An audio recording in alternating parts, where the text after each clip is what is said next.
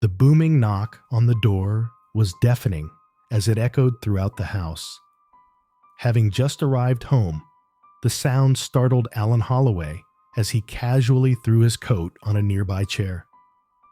Recently divorced after catching his wife cheating, Alan now lived alone, completely consumed by his work as a local ad agent.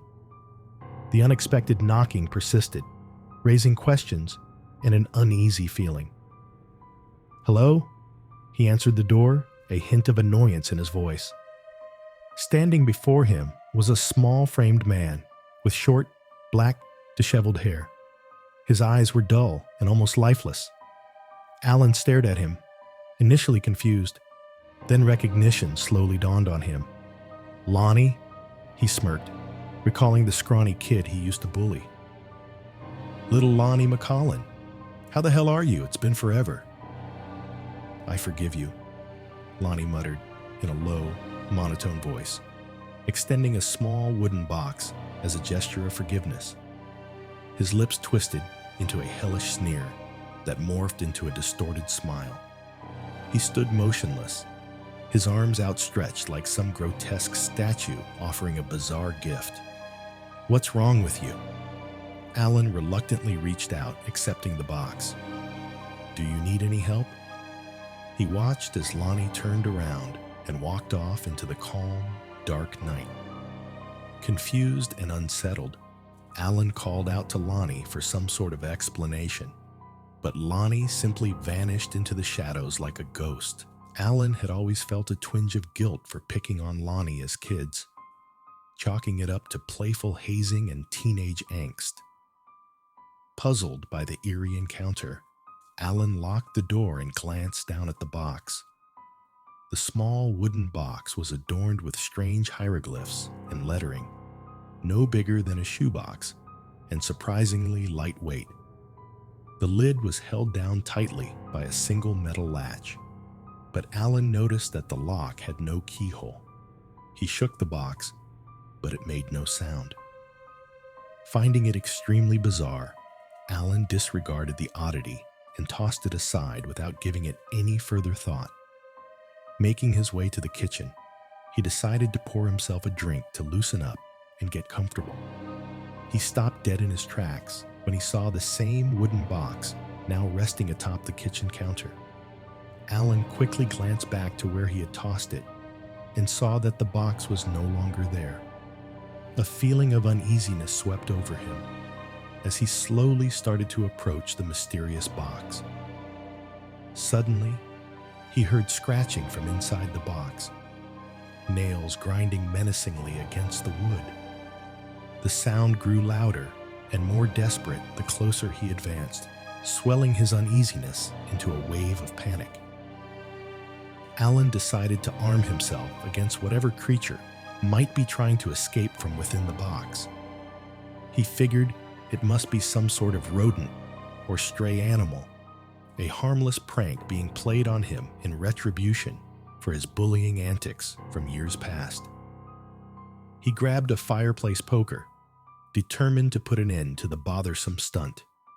He walked back towards the kitchen, aggravated by the entire situation. Once again, he stopped dead in his tracks at the sight of the box. This time, the metal latch locking the box had somehow given way to the will of whatever lurked inside.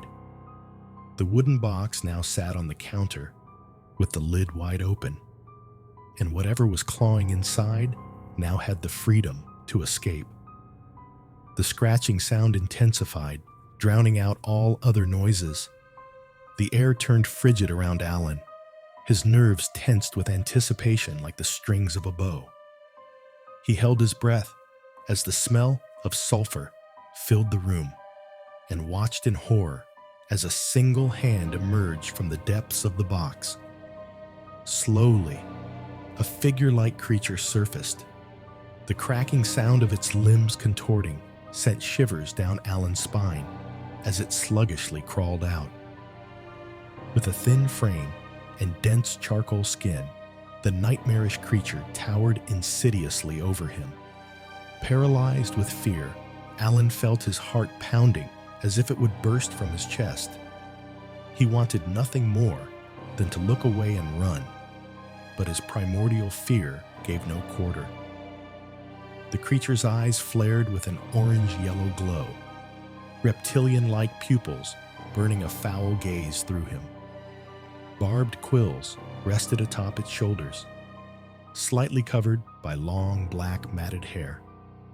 It slowly raised its slender arm and pointed at Alan. With a sinister growl, the creature brandished its teeth, forming an abnormally large and twisted smile.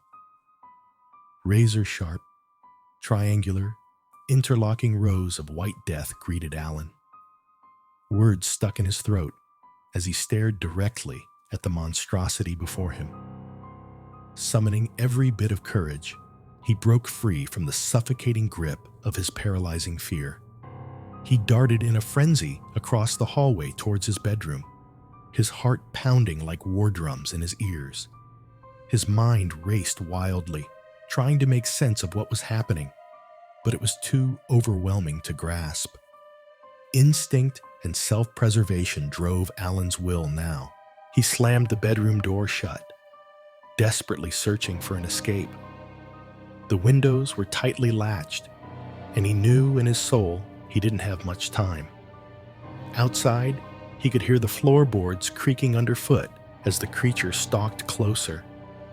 Alan made a mad dash to a nearby closet, hoping to make a last stand or find refuge. He gripped the fireplace poker so tightly that his fingernails dug into his flesh, breaking the skin. The creature was at the door now. Alan could hear it scratch and claw as it made its way inside the room. His body trembled with the anticipation of soon being trapped alone with the horrid abomination. Light from the bedroom scarcely filtered in through the thin vents on the closet door, barely illuminating the darkened room. Outside the closet, Alan could vaguely see the shadow of the creature stalking ever closer. Alan held his breath and raised his weapon, ready to strike. The shadow of the creature paced back and forth at the threshold of the closet door. A wave of terror washed over him, consuming his entire being. Suddenly, Alan's heart stopped as he felt the creature's warm breath on the back of his neck. It was in the closet with him now. Though he couldn't see it, every sense in his body felt its presence. The creature let out a low, ominous growl as it closed in with each dreadful breath. Sweat trickled down Alan's brow, the feeling of impending doom crawling up his spine, making every second feel infinite.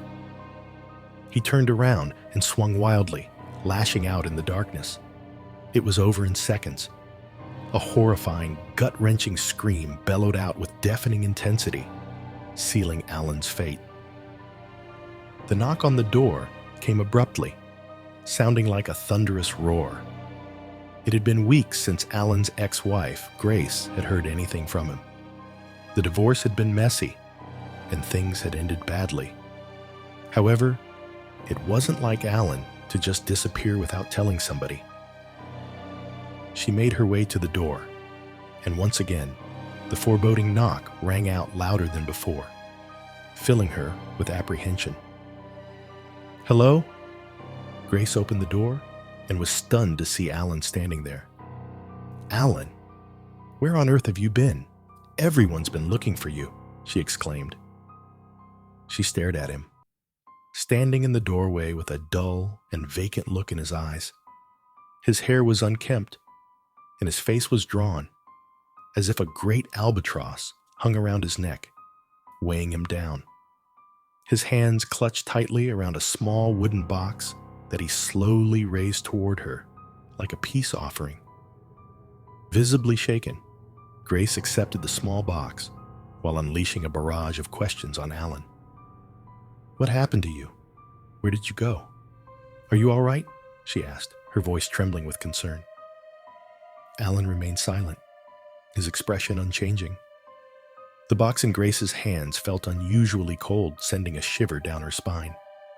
She looked into Alan's eyes, searching for some sign of the man she once knew, but found only emptiness. "Alan, please say something," she pleaded.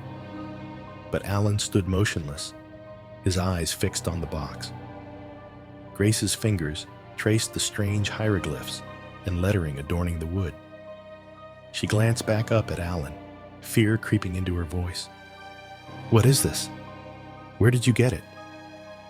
Alan's lips parted, but only a whisper escaped. "It's everything," he said, his voice barely audible, carrying the weight of something dark and unspoken.